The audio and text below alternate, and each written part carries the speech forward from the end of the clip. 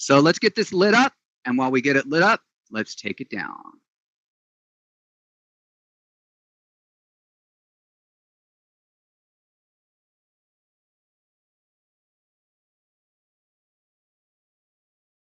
Hey, Din, are you here? Omar, are you ready to take the stage?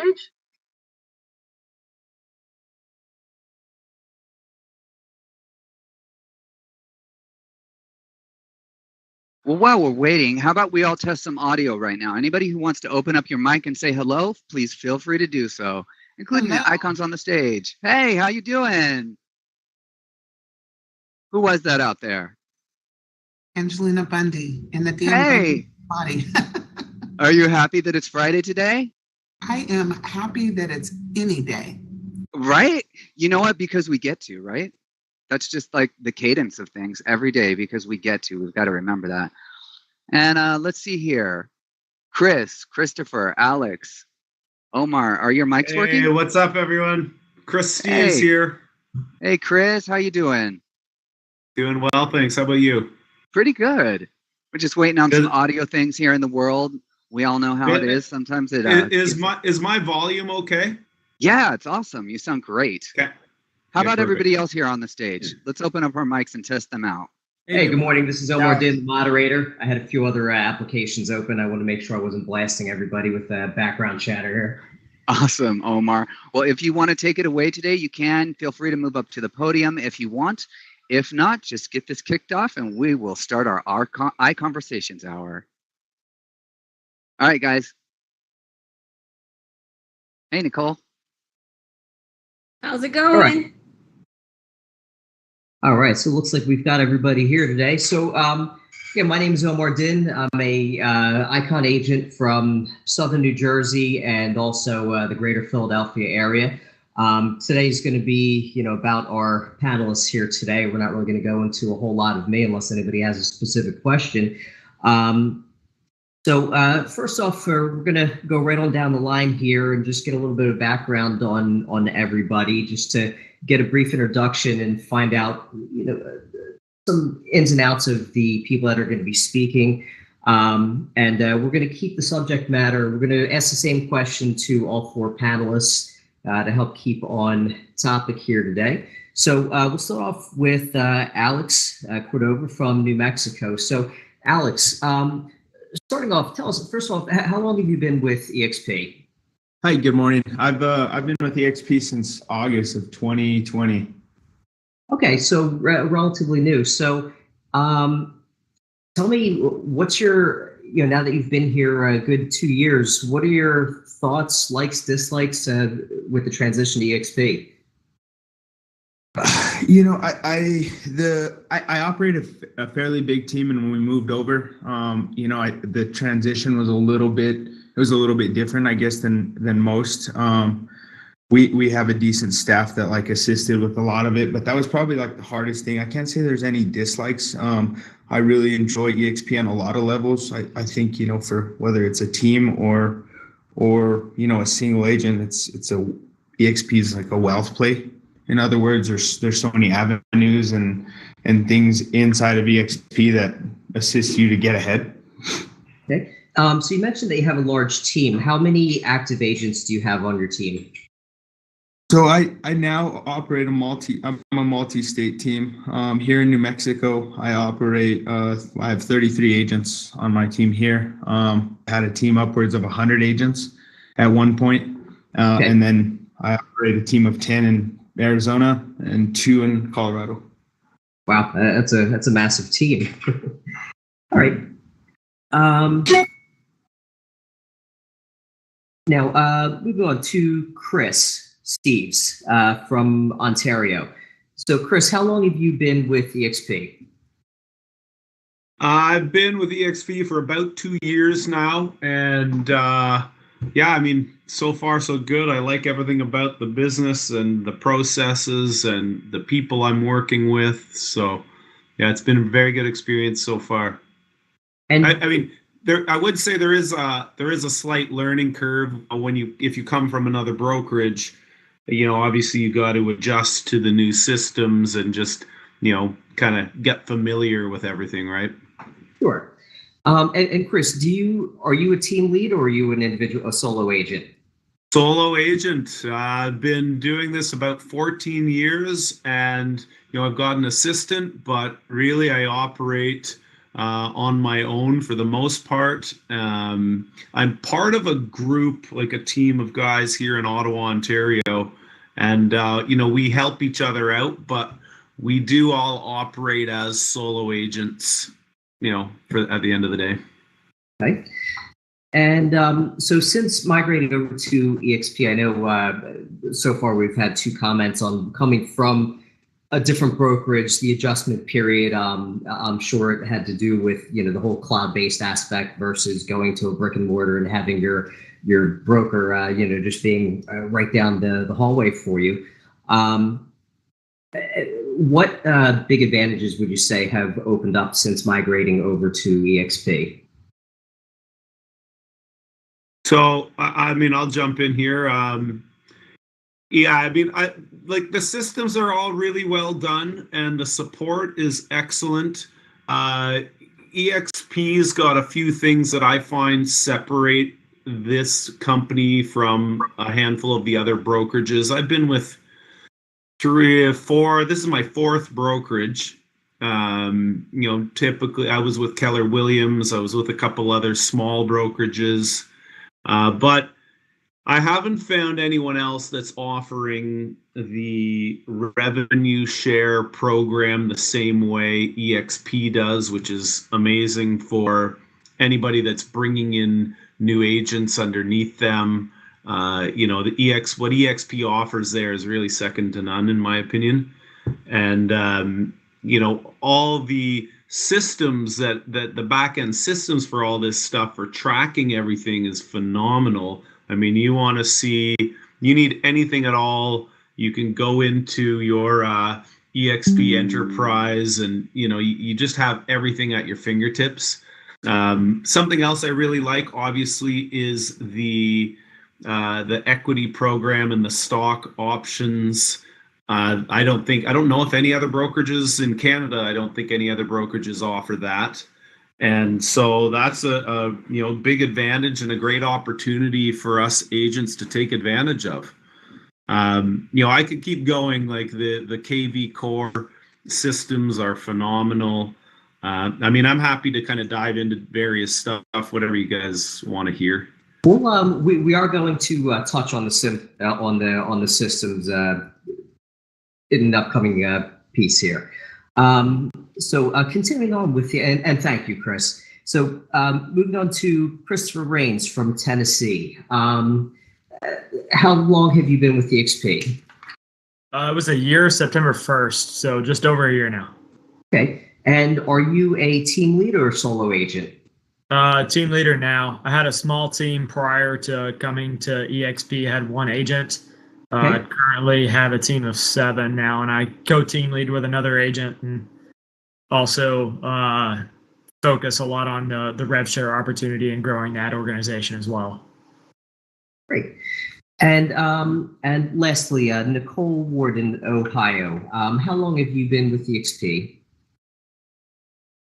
Hi there. I have been with EXP since March 2017. Myself and about 3 other agents, including the Ohio broker at the time, were the first 5 to leave our previous brokerage and open EXP in Ohio. So it's been several years now. Okay. And I'm sorry, you do have a team? Somewhat. I have a domestic team, meaning my husband and I are real estate agents together. So we run our business together. Yep. Got it. Okay. All right. So now that we've got a little background on everybody, again, our goal here today is kind of sharing some of the concepts, ideas, just day-to-day activities that lead into being an ICON agent. So our first question is going to be, what do you feel has contributed to your ICON status? I know everyone here has been here for varying lengths of time. It seems like 2 years is the average, with the exception of Nicole, you've been here longer than anyone. What does, we'll just go right on down the line here. Alex, what do you feel it means to be an ICON agent aside from the actual checkpoints that you had to achieve in order to hit that actual status? For me, I would say it's being very intentional about your business, and about helping people. Like, if you're intentional about that and you wake up every day like with the want and need to help someone, whether it be a client or another agent or someone within the organization that's not maybe part of your sphere, I think for me that's what checks it off.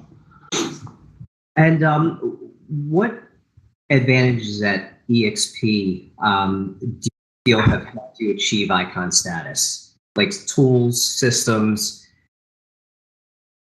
I would say that the ability to network further. With going inside of EXP, you're offered a lot more. I guess in other words, to reach a lot of people. One thing that I do a lot is I'll reach out to a lot of people that I see joining EXP, whether it's in my market or not. Offer any help with different systems and things like that. So I think that's been a big part of it. All right, Chris Steves, same question. What does it mean to you to be an ICON agent? Great question. Yeah, I mean, listen, it's an honor to have achieved this level, and it wasn't necessarily something that I had set out for last year. But I'd had a good year, and I'd hit the targets that I was hoping to get to, and here we are. But yeah, I mean, it's obviously nice to be recognized for accomplishments and success. And somebody had touched on this a minute ago, but it's also to provide this service and to be able to help clients is really number one for me. And I think when we take that approach, we come into this and our goal is really just put our clients first and make sure that they're very happy and that that we're taking care of them, and that they're going to say good things about us. I think that's the number one most important thing for me. And if I hit the ICON status each year, that's a real bonus. So I'm certainly happy. Hey, Christopher Rains, what does it mean to you to be an ICON agent? So for me personally, going back to what he was just mentioning, the service to clients. So it means that I've pretty much reached a level of service to my clients that exponentially grew my business, that by being so client-centric and client-focused, it allows my family to have that long-term effect from it, from receiving those stock awards, from putting my family into a point where I can retire eventually. That kind of stuff is huge, and I love the fact that EXP puts us first when we puts our clients first. Right. Okay, and lastly, Nicole, right to you. What does it mean to you to be an ICON agent? Well, my journey to ICON was very slow, and it took some time, and I did it as a single agent. My husband didn't join me until 2020. So I've been licensed since 2016, joined EXP in 2017.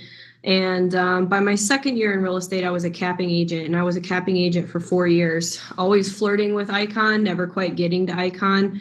So it was a slow build, and I would say it was doing a lot of open houses, doing my follow-ups, working my sphere, building a book of business, and it slowly built. And then my husband joined me, and I put him to work real quick, and so it was kind of like a hire. It's almost as if a single agent were to make a hire of an admin or something like that. When my husband joined me, I was able to offload some responsibility, and together we've grown it. And so I'm going on my third year of Icon now. And so for me, it's hard work, it's dedication, it's being smart and practical with my calendar and my timeline. I treat this like a real career. I never not know what I'm going to be doing. I schedule things out. I utilize, 3 to 4 activities for lead generation. And by lead generation, that means working my sphere as well. And by those activities, it's not just cold calling, it's a lot more than that. And so I'd say it's realistic, it's attainable for single agents, and it's something that you work for and you get to over time. So that's my journey to Icon. I'm very happy to be here. I'll probably continue being Icon every year because we grow every year.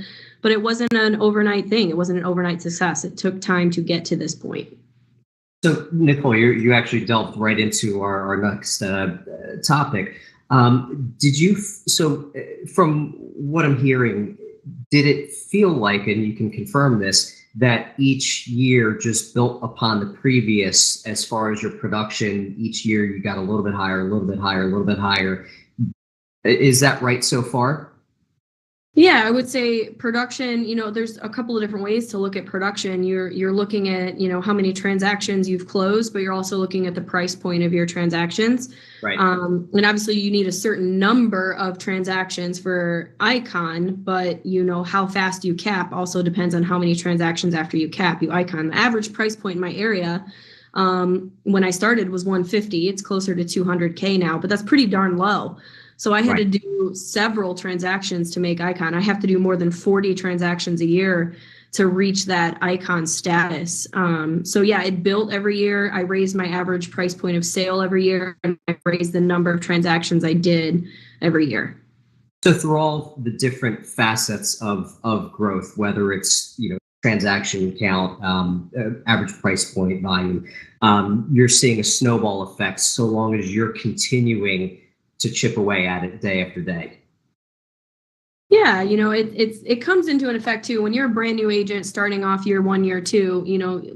Less than like 5% have instant success and get Icon agent in their first year. It does take time to build, and for me it was a book of business. I was building closings, I was building my reputation, I was building referrals over time, and so referrals have turned into more referrals. So I've grown my book of business slowly to the point where a lot of my business is past and repeat clients because I've got my systems in place where I take such good care of them during the transaction. I maintain those relationships afterwards that I've gained referrals over time from that.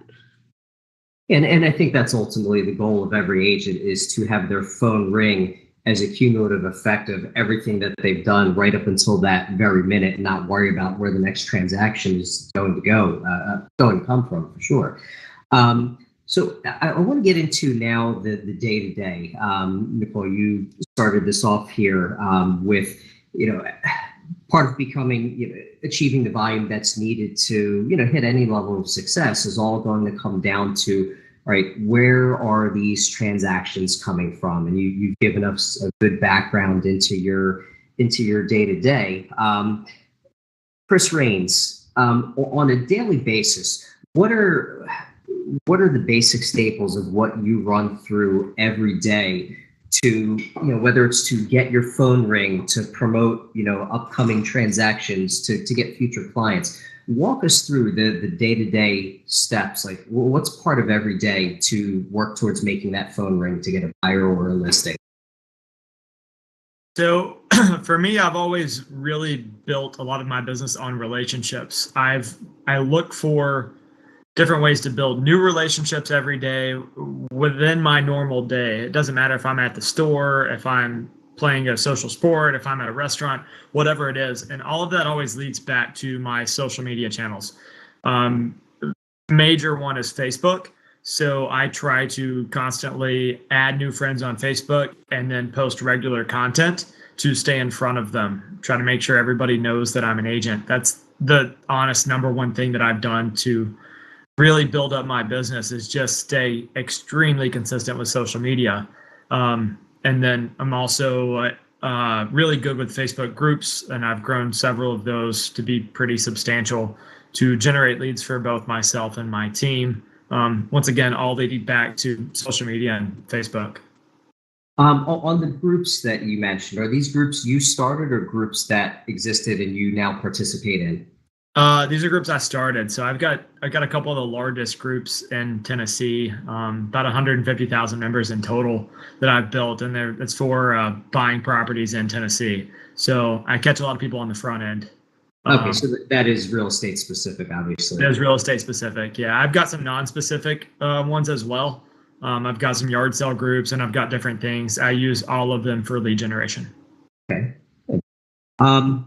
Chris Steves, your day-to-day activities to promote lead gen. Okay, great question. I would, definitely echo the social media. I mean, that's, I think, for all of us at this point is such an easy go-to area for, just connecting with people and reminding all of our circles that, we're the real estate expert for our areas. And it's, there's not much cost to it, if any cost at all. So yeah, that's an excellent starting point. I've been doing this 14 years. I really don't do a lot of open houses anymore. If I have listings that need open houses, I'll usually hand that off to another agent. But yeah, what I've found works to some extent is doing Google AdWords. That can be great. I think that everybody should be doing, this is another one of the free avenues for generating businesses, putting together a list of, all your contacts really, and doing newsletters. I do bi-monthly. And every time I try and provide excellent content for everybody, and give them some insights onto the market, and buying and selling tips. But every time I send out a newsletter or an email blast, I usually get one or two people that'll respond with questions about this or that, and just gets that conversation going. So that's another easy one. It's free. Facebook ad campaigns, I've done some of that. I'm not overly aggressive on it lately, but I might get back into it. I keep spreadsheets of hot leads, cold leads, people that I want to reach out to, and so I try and designate some time every morning. Usually it's between 10 and 11 a.m. and just making calls to whoever it is, anybody, whether it's a new lead or just somebody that I worked with 3 years ago. There's a lot to be said, in my opinion, for picking up the phone and, calling people to have conversations, just a 5-minute phone call, just to check in, say hello, and reestablish those connections. Obviously, if you have any leads, call any leads that come in, you call them ASAP. But I'd say especially for new agents, start out with the easy stuff, reaching out by email, by phone call, and by social media, and just connecting with all the people around you. And then, the suggestion of building, like Facebook groups, that's a brilliant idea for connecting with your community. Great, thank you. Alex, same question. Your day-to-day activities to promote lead gen. So for me, it's going to be my own database and my sphere. I've done early off in my business. I had started off. I didn't have much of a sphere, as most of us don't starting off. I was making probably 500 to 600 calls a day to build that pipeline, and doing different lead generation stuff like Zillow and going to networking events. But my current status and day-to-day stuff is just constantly talking to my sphere. What's going on in people's life. I'm very intentional about taking notes, like using my CRM and taking notes on people, whether it's like birthdays, anniversaries, closing anniversaries, different things like that. And I'm constantly reaching out to those people just to check in how things are going, what's going on in their lives. And with that, my business has done, my phone rings pretty constant, constantly picking up listings or getting different people, referring people to me. on a pretty regular basis. So it's being really intentional about my current database. And my next question was going to be specific to your CRM's database size. Alex, what CRM do you use? So I use Brivity. Okay. And how many leads do you have that you're currently managing in your database? Like active leads or just like my total sphere? Total. Like if you just look at the total person count in your CRM, regardless of status, what do you have that database up to approximately? 4,300 contacts roughly. And Chris Steves, what CRM are you currently using? Great question. I am actually I've used the KV Core's got their systems, but I end up going with I've got a few spreadsheets, just a simple Excel spreadsheets that I end up I've been using them for 10 plus years, and they work, and I think that there's the expression of the best CRM tool is the one that you use. Right. And I think that it's most importantly is not necessarily which tool you're using, but just the fact that you're using it. And I am always adding and removing people on my lists, every single day, depending on their status.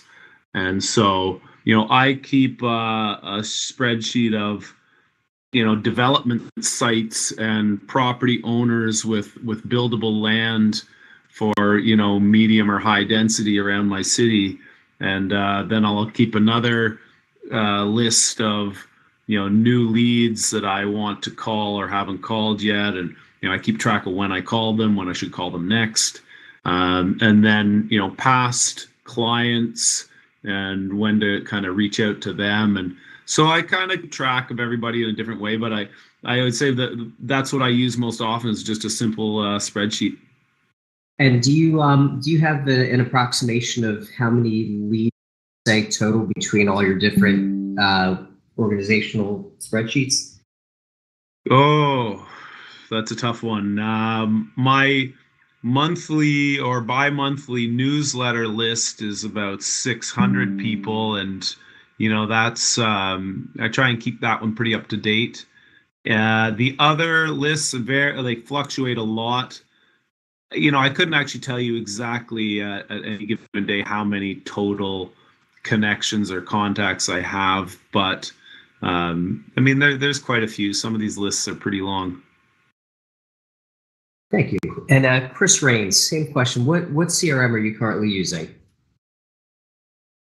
So when I first started, I didn't even know what a CRM was for a good while. I always told everybody, basically, I was using Facebook as my CRM. The nice thing about Facebook as a CRM is I know everybody's trying to track everyone's birthdays. Facebook does it for me. So now I've got a VA that literally goes in every single day and tells everybody happy birthday every day for me, no matter who they are. So like 3,000 some odd people get a happy birthday. And so that's at least my one contact of the year for everyone. I've got KV Core. My VA runs that for me as well. There's about 1,200 people in KV Core. I do the weekly email. But as far as results go, everything always for me leads back to Facebook. That's really just like the hot lead system for you. Everything leads back to it. Yeah. So I just hyper focus on social media. I mainly do KV Core and everything because that's what industry standard that we're supposed to do. So I don't want to slack off on that, but I really love social media. Honestly, it gives me an opportunity. So when everyone's trying to keep up with people's anniversaries and people's this and that, people are going to post about their anniversary. All you have to do is go comment. All you have to do is go leave a GIF or whatever it is and just interact with them. For me, if somebody cares about something, they're going to post about it. So when I'm able to interact with them through commenting, I'm able to comment on what they're excited about, right? So I'm looking to relate to them on that personal level. So through KV Core and those CRMs, yeah, you can reach out to them regularly through it, but you're not able to connect on that personal level. Wonderful, excellent, and thank you. And Nicole, your CRM of choice right now. So that's a really, really good question. I would say that I have multiple different places that I have CRM. So I have send out cards. I use send out cards, and I have my entire referral database in send out cards. So not all of my leads and all of that fun cold style stuff, but I actually have about 100 to 150. I have to check past clients and referral sources in send out cards. And so everybody gets a heartfelt card from me 1 to 3 times a month, depending on if there's a holiday or their birthday.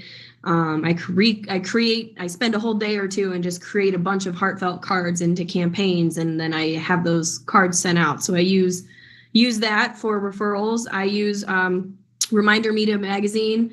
That's a CRM, and they have a digital magazine that goes out as well. So I use that. I do use KV Core. My husband kind of runs that side of the cold lead business a little bit more. And we have, 7,000 to 8,000 contacts in KV Core. Social media is huge for me as well. I'm really big on, and this goes back to being intentional with your time and time management, scheduling out how much time you're going to spend each day on KV Core, reaching out to old leads, or social media, whatever it may be. And so I'm a big believer in what's called passive branding on KV Core. And I utilize, or not on KV Core, I'm sorry, on Facebook, but passive branding and spending intentional time posting to Facebook and loving on your people, engaging with your sphere, your top 100 friends list on Facebook, because the more you engage with your sphere, the more likely they are to see what you're posting as well. And so when I say passive branding, I don't put things out there like just sold, just listed. Hey, if you're looking to buy or sell, call me. None of those things work. They drive people away more than passively branding yourself as a real estate agent and their number one go-to on social media. So I spend a lot of time doing that. I also have a VA. I actually have 5 VAs in several different roles, and I utilize them to run a lot of these CRMs, my social medias, send out cards, things like that. So I would say it's a cultivation of multiple different resources.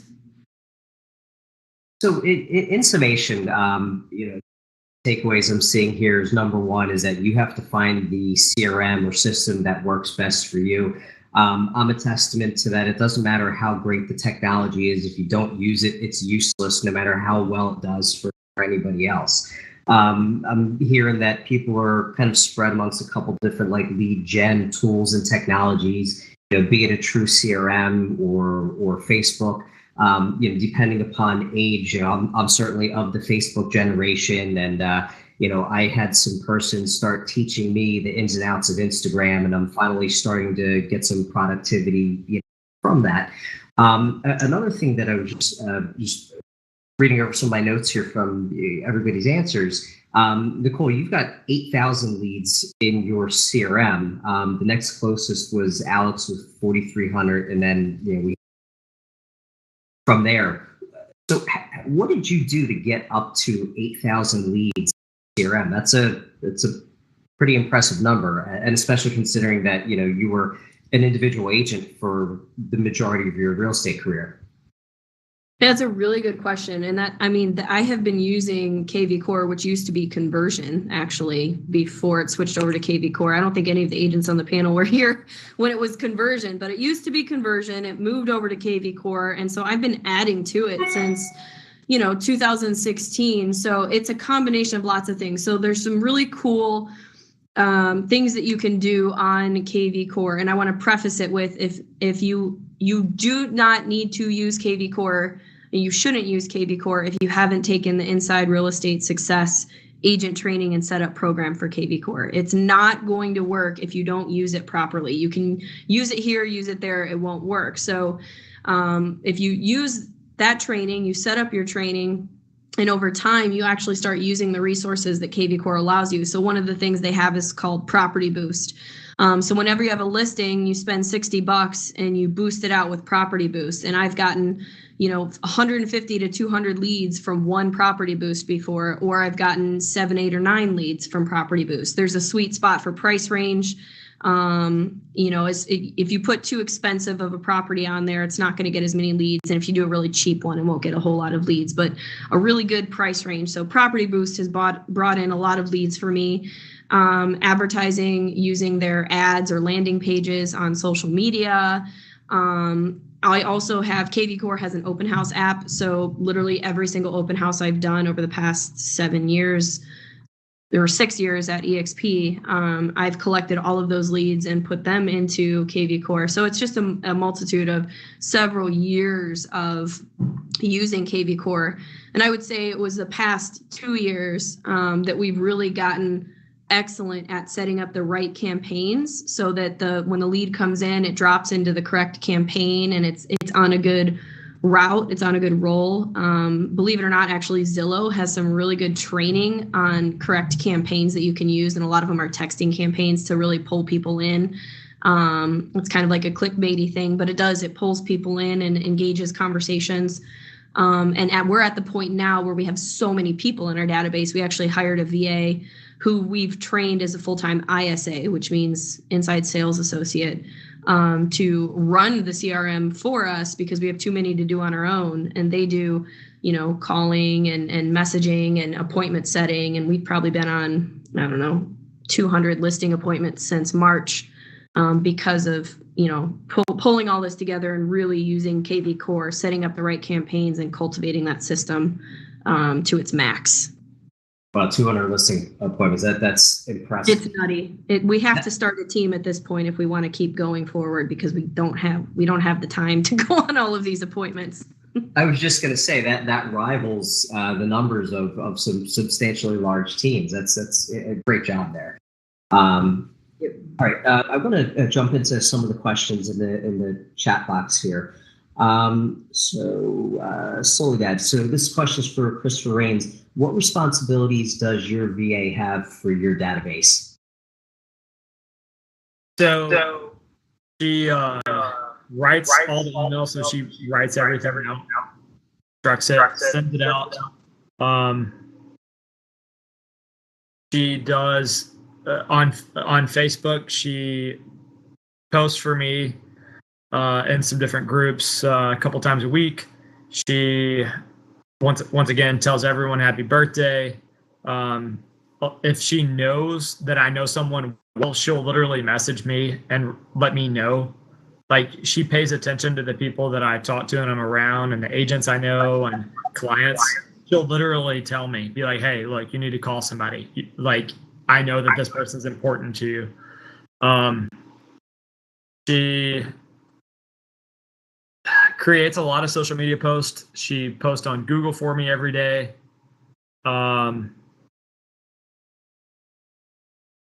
Handles. So I told you I've got the groups in Tennessee. So I've got probably 30 something groups. She handles all the back end on all of that as well. Okay. There's a lot of different small tasks that she does, but simpler, more automated type follow-up items that they're responsible for. The most is the weekly email. Honestly, I do a weekly email and I try to not inundate people with a bunch of junk. I try to just do that one touch as far as that goes. And then everything else pretty much is social media. Or it's a buyer client, I'm sending them listings through automated listing stuff that matches their criteria. But I don't inundate them with a lot of unnatural conversation follow-up. Got to for sake of not sounding like a bot. Correct. All right. Our next question. This is for Nicole. Who did you use to find your VAs?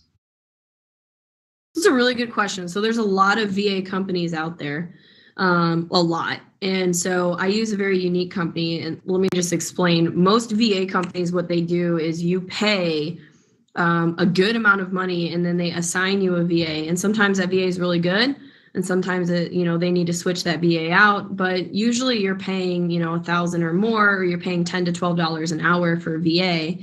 They pay the VA like $3 an hour, and then they keep the rest. That's their like broker fee almost for the VA. So the company that I use, and I would love it if, when I mention this name, you reach out to me and let me connect you with this company, because I actually get a referral fee for connecting you. But in general, I use Sphere Rocket, and what they do and how they're different than the other VA companies is they are the headhunter for you.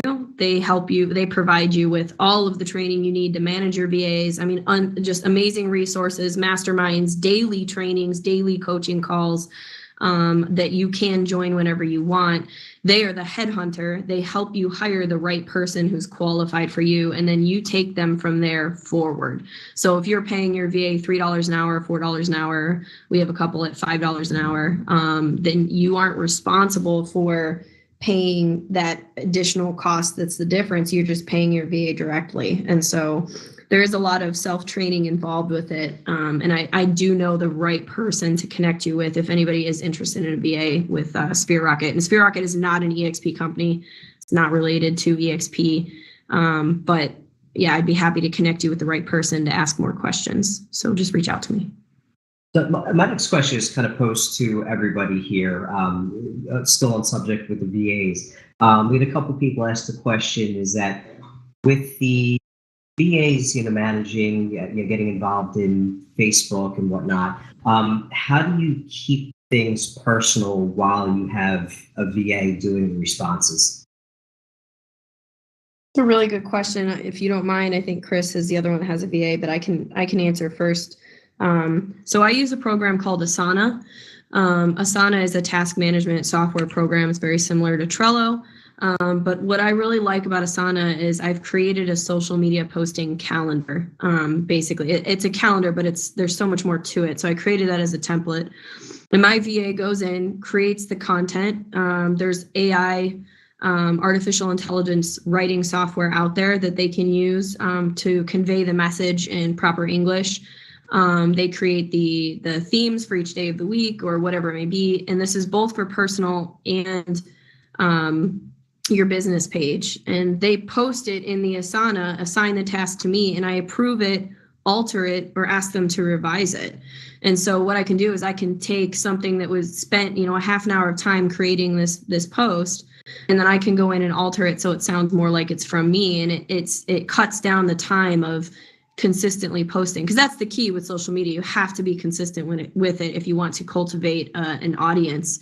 But it takes a lot of time to do that. And so if you have your VA posting to social media for you, basically they create the post. I go in and take 2 minutes out of my day to alter it, and then it's posted for me. So it does sound like it's coming from me. It is very authentic, and it is coming from me. It's just the idea was created first by my VA. And then, Chris, did you have any more that you wanted to add regarding the VAs? So I'm pretty much the same boat there. She'll create it, and then I take the 2 minutes, go over it, whether make changes, make it sound a little bit more like me, make it sound like proper English if there's something missing. She's usually pretty good, but it's like little small tweaks here and there. We've got different things that we do on a weekly basis too, so she kind of knows, every Tuesday we're doing this, we're going live, doing this, training, whatever it is. So I'm able to post certain things. With my VA personally, I know Sphere Rocket's a great company. I actually use a different company, though. I used onlinejobs.ph, and I interviewed and hired my VA directly. So there was no, it's like $100, I think, to set up the online account there. And I interviewed and hired my VA directly and pay her directly. Great. All right. So moving on to our next subject, and this is massive in the real estate market.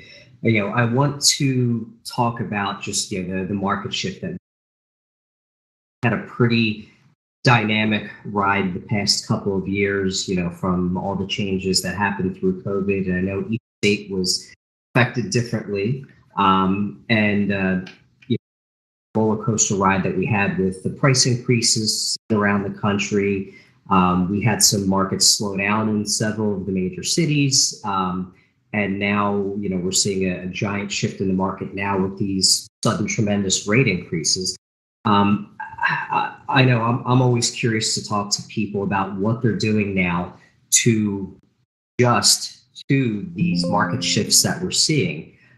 So starting off with you, Alex, the first part of the question is, what shifts have you seen first in your market? And I know you cover a large territory. If it's the same throughout your multiple territories, great. If it's varied through your different markets, fill us in and walk us through what now you're doing differently to adapt and overcome to the rate increases, the buyers retreating. So the biggest thing that I've seen the adjustment is more inventories coming up, and that's probably the same all around the board. Is we're starting to see a lot more inventory, and it's sticking around a lot longer than it has been previously. With that, I normally deal with listings. So it's going back to those like your 30, 60, 90 and even longer plans, working with your clients and understanding that it's not the same market it's been, and the different things that you're going to need to do in the marketing tactics and show your different strengths in those areas to overcome that as a listing agent. On the purchase side, I work with a lot of like referral people. I think it'll, eventually, it's gonna start to affect a lot more as it increases even more. But most of the people that I work with, they're coming to me ready to go and understand like what's going on in the market and things like that. I really think the harder side is going to be the listing side, because of how easy it has been previously with home selling, within hours and things like that. So I think it's coming up with a plan on how you're going to help these folks market their home and, be known as the agent that's going to get it done in your market.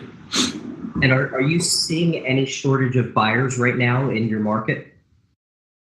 It's not slowed up that much in our market. It certainly has gotten a little bit slower, but not enough to be super noticeable. There still is buyers out there buying constantly throughout my team. Every one of them works with buyers, and we have something going on every single day. So not so much yet. Chris Steves, same question.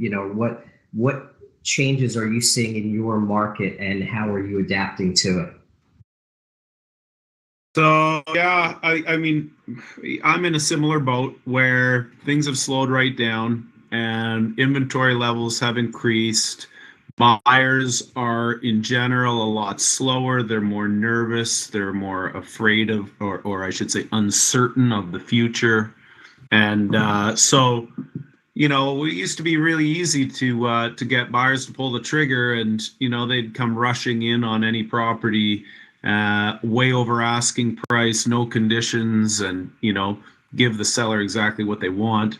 And things have really 180'd here. So it's in what I see happening, and kind of pains me to say this, but I just think we're going to have to put in a lot more work. We're going to have to be more aggressive with marketing, with connecting with all our people, with keeping in touch with our buyers and our sellers, with spending more time educating our clients and holding their hand through longer drawn out processes. I think really, setting the expectations for both the buyers and the sellers is going to be hugely important. And I've found challenges recently between, sellers that still think that they're going to get this astronomical price for their property because their neighbor sold theirs for so much a year ago. And then, and now we're getting buyers as well. They're difficult to work with because they have a lot of options, and they're in general just kind of uncertain about where things are going to be next year. So they're really cautious about what they're buying and how much they're spending. So, I think that in general, yeah, it's going to be a lot more work for everybody to spend time with these people and walk them through a more difficult process. Thank you, Chris. Chris Rains, what's the market shift been in your area? So same thing. It's slowed down quite a bit. I'm telling everybody that it's going to take, possibly a month, maybe 2 months to get their house under contract if they're expecting that higher dollar amount that, even with comps in the last 3 months, it's just not achieving that at the rate that they would like to. And that's in the greater Nashville market. Things are just slower. If they want to price things a little bit more competitively, we're seeing a little bit more traction on that. I've even got my own house for sale currently, and I priced it where it should have been, but I was about 2 weeks late for getting top dollar on my own house, and I've already made a couple price drops, and I've had several people interested, but same thing. The buyers are slower. A lot of them are more opportunistic. They're thinking that they can take advantage of the current market. They can offer significantly less than things are listed for. Everybody wants repairs done now, wants longer inspection periods. Like, things are changing pretty abruptly here. So I'm having to prep all of my sellers for that. And Nicole, same question. What's the shift been in your market? I mean, my market's shifting just like everyone else's market is shifting. It's kind of wishy-washy. We still have houses going up for sale that are getting 5 offers and selling for over list price. And then we have other houses or properties, I guess I should say, that don't sell like that. And it's a mystery to me, because you get one absolutely gorgeous property that gets 5 offers, and you get another gorgeous property that doesn't get any offers in the first week, and you do have to make a price drop. So a lot of it depends on price. A lot of it depends on area, school district, all sorts of different things. So, I mean, it's definitely a shifting market, and I am having conversations with buyers. I'm having conversations with sellers about where we're at, what they can expect for the shift, different things like that.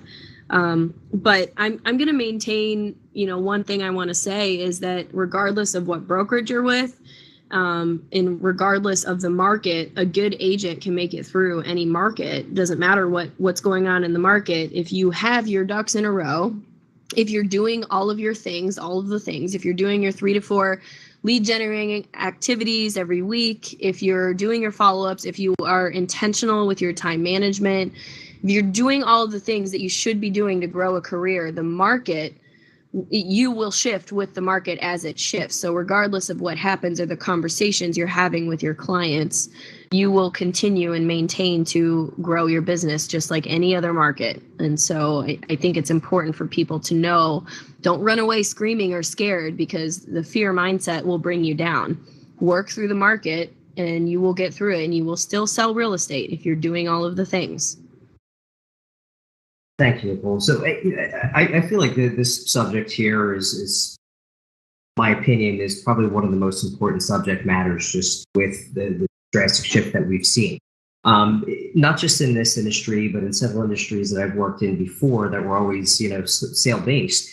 A philosophy that I always had was always put yourself on the right side of supply and demand. Supply and demand has shifted.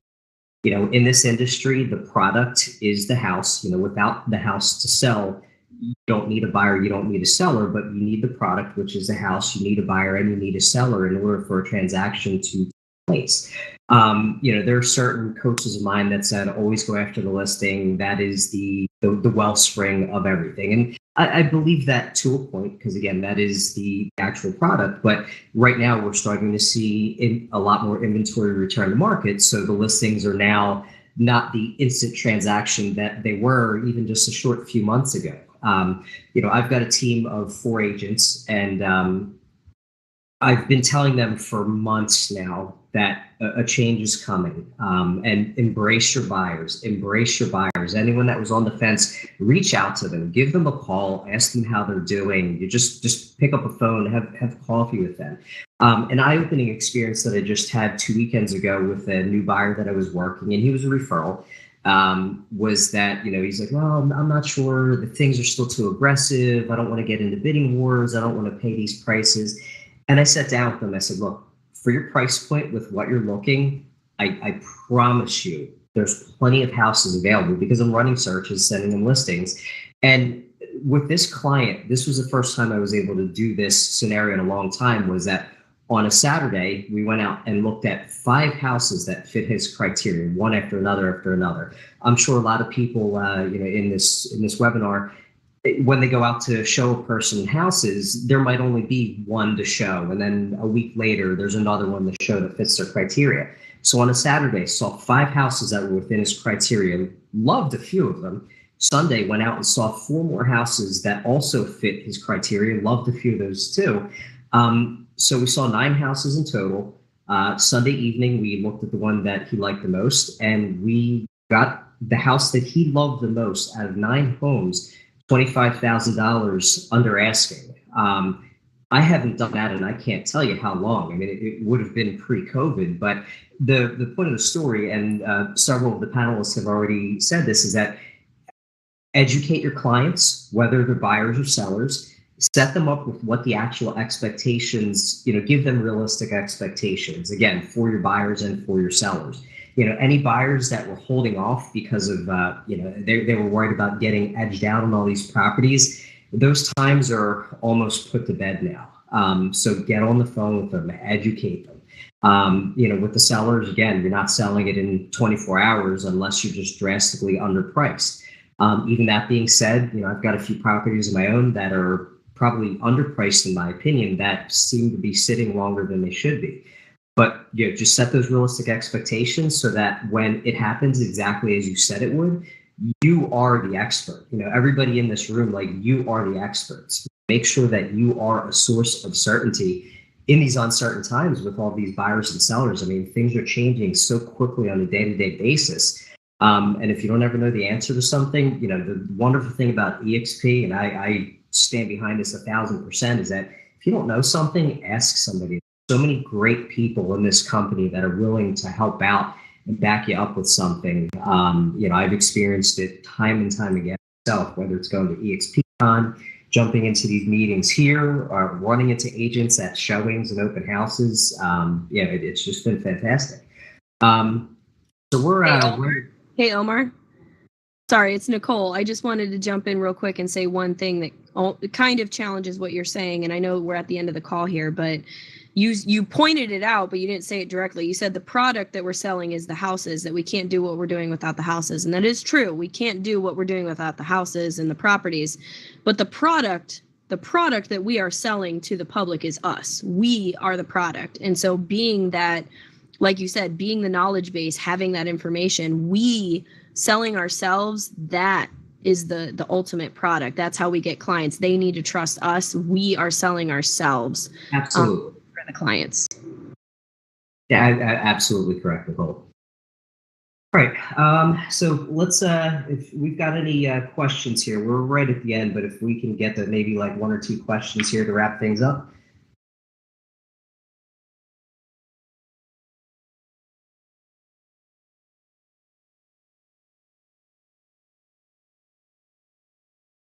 Okay, don't be shy. Hey, I have a question for Nicole. Sure.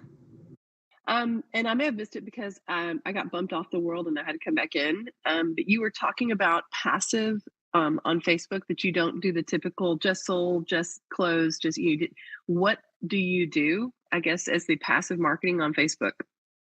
It's a really, really good question. I actually teach, I'm a real estate coach, and I teach CE classes on this as well. But passive branding is when you are posting to Facebook or Instagram, you're posting every single day, and it's more about a day in the life of, or what you're doing, or things that you're doing. So passively branding, like taking a picture of my shoes outside in the fall, and then making a post saying, out showing some beautiful homes today to some great clients.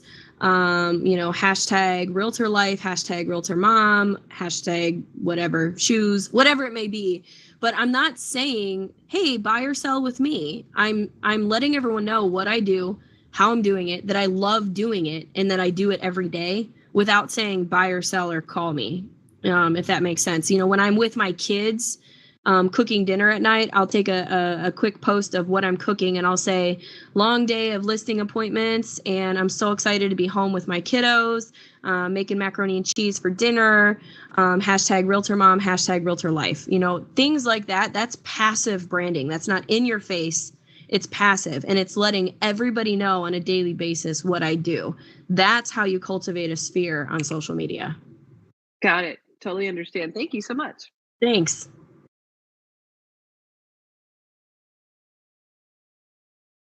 Tracy, yes, my CE is state specific for Ohio.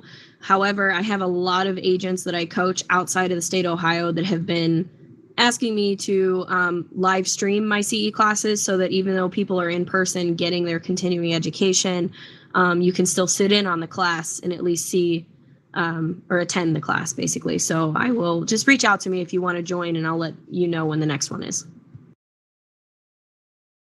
Great. Well, we're at the end of our time here. Our panelists, it was great getting to know the four of you and hearing all of the wonderful insight that everybody contributed. I certainly took away quite a bit myself here.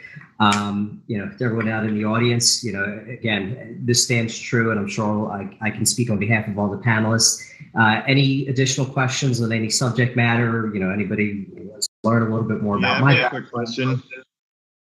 Yes. Hi. I was just wondering, I've just been with EXP for a few months here, and in regards to KV Core, what would be the first thing that you do in KV Core?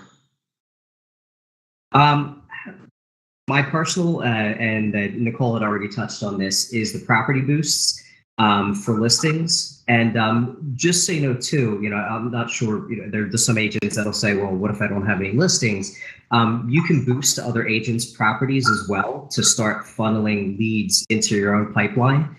So I just want to make that clear that you don't have to have a listing to boost a property to start, padding numbers in your CRM. That's probably one of my personal favorites. Anybody else want to chime in on that one? Yeah, take the Agent KV Core Success Plan first, 100%, without a doubt. Do not start lead generating or anything on KV Core until you know how to use KV Core. And the Agent Success Plan will walk you through step by step every facet of KV Core and teach you how to use it to the best so that you can start closing deals from it. Agent Success Plan, look it up in Workplace. It's the Inside Real Estate Agent Success Plan. You use your passport to log into it, sign up for that course, and take the course and walk through it and learn how to use the system. Then do Property Boost and all of the other lead generating things that you can do. Awesome. That was, I was kind of hinting at that, the Agent Success Plan. I couldn't remember what exactly you had stated earlier. Thank you. All right, folks, we're out of time here. So if anybody has any further questions, feel free to reach out to any of us directly. Thank you so much, Omar, Chris, Alex, and Nicole. We really appreciate you all. Everybody here in the audience, thank you so much for coming this week. We're here every week after the leadership meeting at 8:45 a.m. Pacific Standard Time. If you missed any part of this, you can look it up on YouTube, and I will also put that in our icon chat for you guys here on the stage.